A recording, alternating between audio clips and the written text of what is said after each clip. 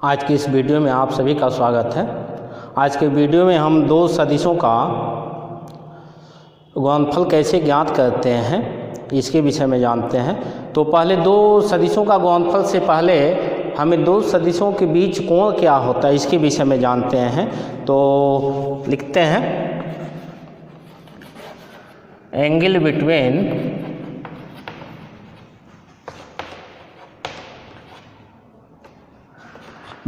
Between two vectors, ये क्या होता है पहले देख लेते हैं। मतलब इस दो सदिशों के बीच का कोण क्या होता है। एक्चुअली देखिए, दो सदिशों के बीच का जो कोण होता है सदिशों की दिशाओं के बीच के कोण के बराबर होता है।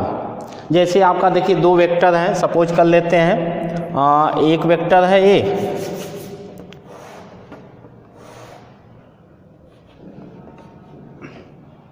ये वेक्टर ए है, सपोज कर लेते हैं। यह है वेक्टर आपका बी है। तो इस वेक्टर की दिशा इधर, इस वेक्टर की दिशा इस तरफ है। इस दोनों दिशाओं के बीच का कोण आपका ये जो दिखाई दे रहा है थीटा, यही जो है इन दोनों वेक्टरों के बीच का कोण है। या फिर यही वेक्टर ऐसे हो,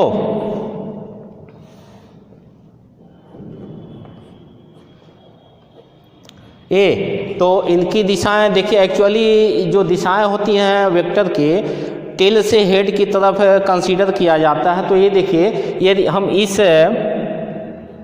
वेक्टर को हम इधर बढ़ावें, ठीक, इस वेक्टर को हम आगे बढ़ावें तो ये ऐसे आएंगे। देखिए अब ये दोनों वेक्टरों की जो दिशा, एक की इधर हो गई एक की इधर, इनके बीच का जो कोण होगा आपका यह थीटा है।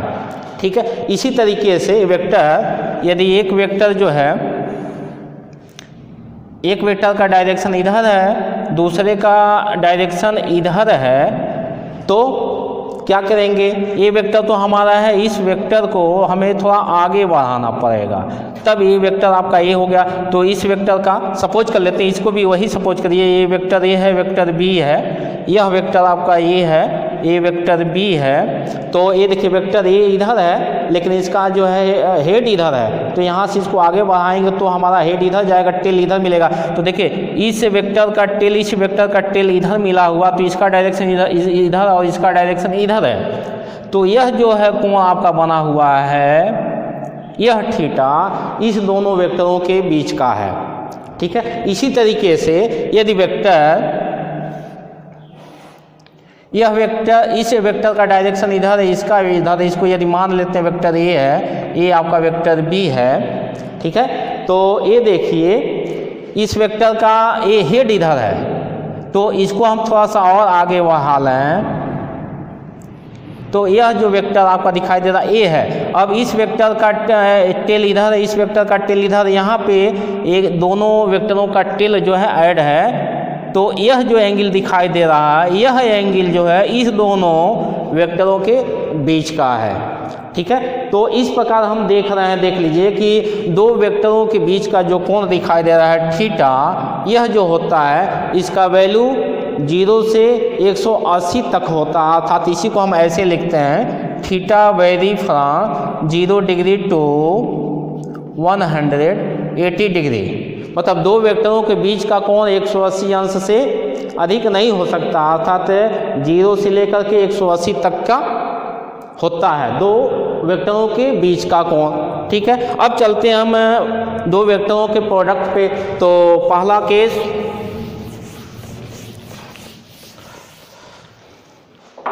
पहला scalar product R dot product.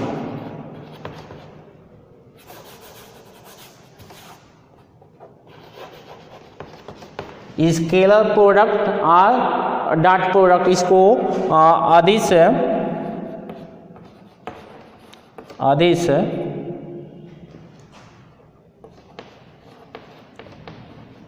गुण या बिंदु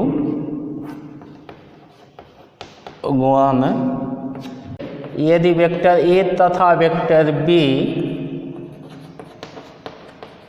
शून्येतर सदिश हैं जिनके बीच का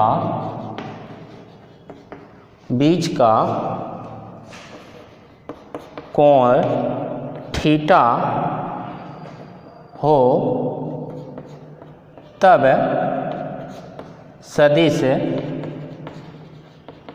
ए, वेक्टर ए तथा सदिश बी का सदिश सदिश ए तथा सदिश बी का अदिश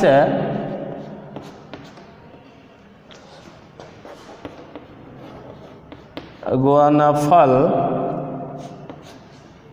प्रतीक सिंबल प्रतीक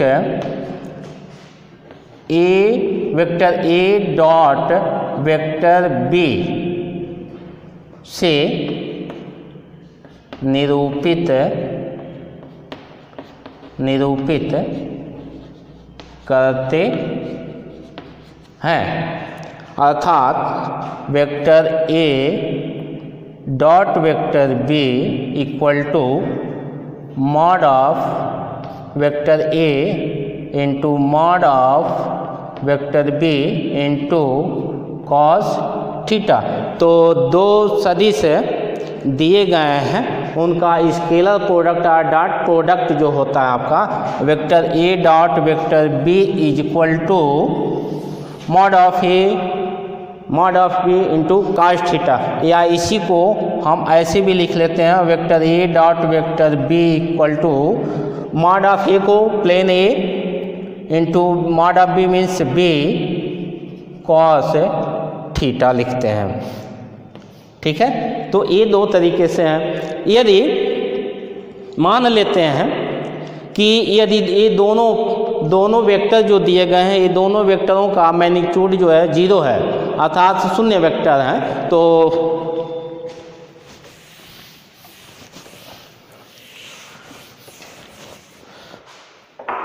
पहला केस, यदि वेक्टर ए इक्वल टू 0 तथा वेक्टर बी इक्वल टू 0, तब ये देखिए, यदि vector A equal to 0 vector B equal to 0, तब जो आपका होगा vector A dot B equal to 0 हो जाएगा। अर्थात कहने का मतलब ये हुआ कि हम दो शून्य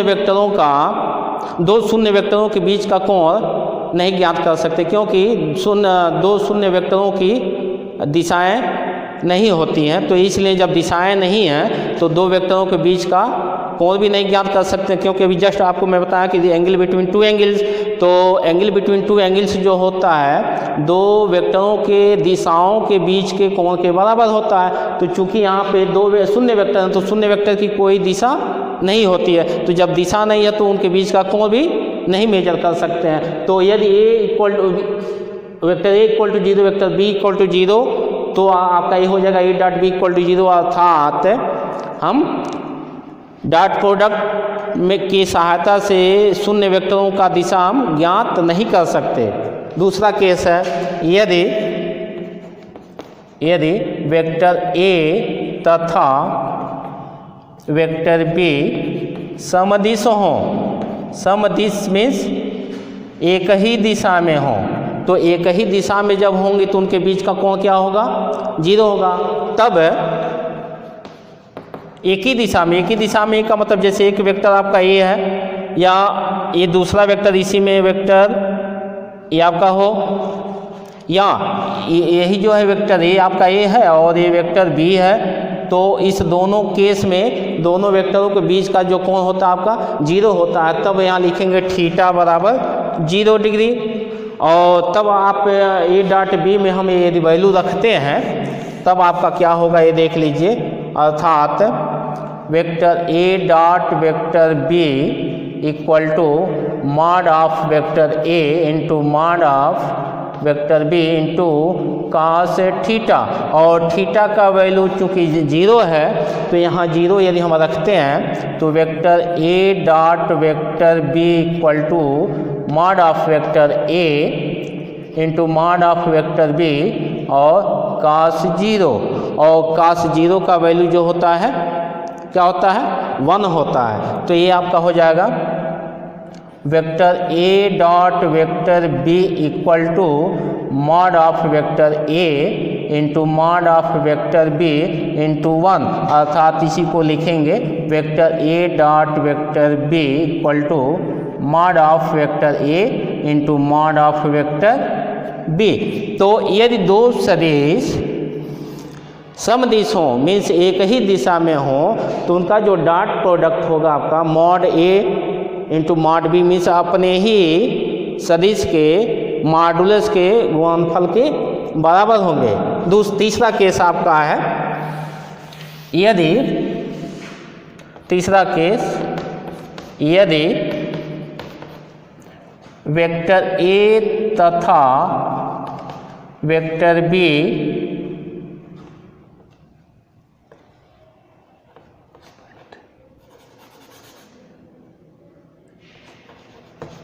विपरीत दिशा में हो मीन्स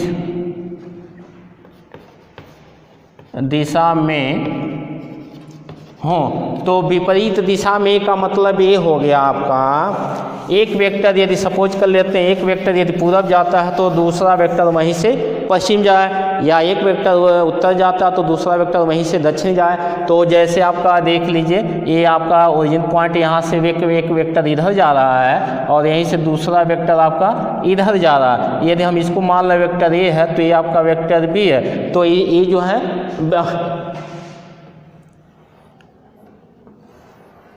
ये देखिए यहाँ से एक वेक्टर का डायरेक्शन जो इधर है दूसरे का इधर है, तो इस दोनों के बीच का जो कोण आपका दिखाई दे रहा है यह अर्थात ये आपका 180 अंश है। तब यदि वेक्टर ए तथा वेक्टर बी विपरीत दिशा में हो तब थीटा आपका कितना होगा 180 अंश। तब इन दोनों का डॉट प्रोडक्ट निकालें तब आपका होगा vector A dot vector B equal to mod of vector A into mod of vector B into cos theta. Theta का वैल्यू यहाँ पे उठा करके रख दें तो ये आपका हो जाएगा vector A dot vector B equal to mod of A into mod of vector B cos 180 और कास 180 अंश का वैल्यू जो होता है आपका -1 होता है। तो ये आपका हो जाएगा vector A dot vector B equal to mod of vector A into mod of vector B का ए कास 180 है तो कास 180 अंश का वैल्यू -1 तो -1 हो गया। अर्थात इसी को हम ऐसे लिख सकते हैं vector A dot vector B equal to mod minus equal to minus और mod of vector A into mod of vector B.